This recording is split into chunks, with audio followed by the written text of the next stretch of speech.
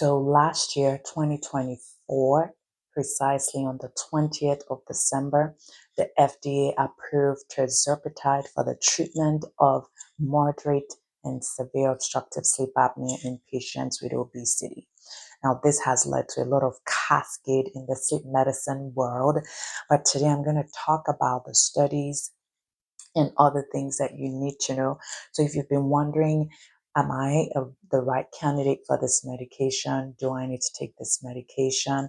What do I need to know before starting someone on this medication if you're a physician or if you're a patient and you'd like to know if you should get on this medication? I'm going to talk about all that today.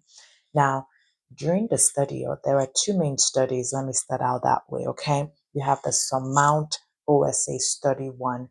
This study was about OSA patients who were not on CPAP that were randomized to tirzepatide and placebo. And there was also the study two, and this would be the OSA patients who were on CPAP and were randomized to tirzepatide and placebo. Now, they had a primary outcome. They looked at the AHI. Now, AHI is just the number of times you stop breathing. And what they found was that there was 50 to 60% improvement in AHI in both studies. Now, they also looked at secondary outcomes. They looked at blood pressure, noted an 8 to 9 millimeter reduction in blood pressure. Looked at CRP, which is a cardiovascular marker. There was improvement or reduction in CRP levels.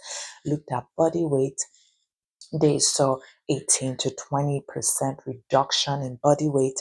They looked at the hypoxemic burden, which improved as well. They also had a 3-year study where they found that there was a 93% reduction in the development of diabetes. That's really huge. Now, the other things they looked at was the patient's symptoms. Patient reported improvement in both daytime and nighttime symptoms.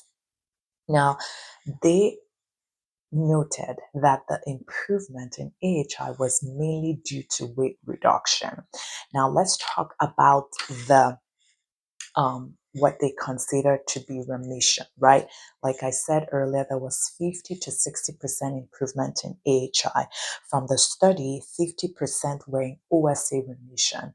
And the description of remission, or they define remission as two things. One is AHI less than 5 or AHI 5 to 15 without symptoms.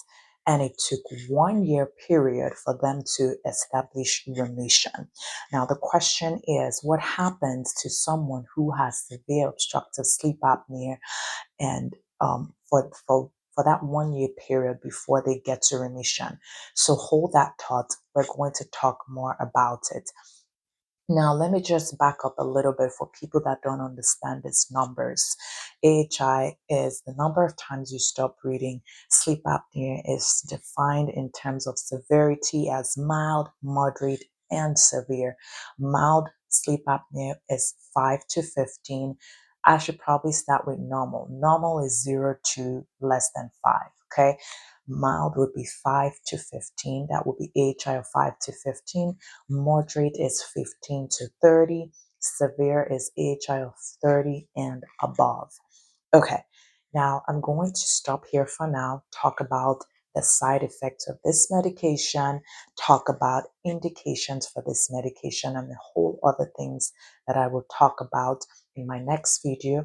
My name is Dr. Anna Kute. I am triple board certified in internal medicine, sleep medicine, and obesity. I will see you in my next video. Bye.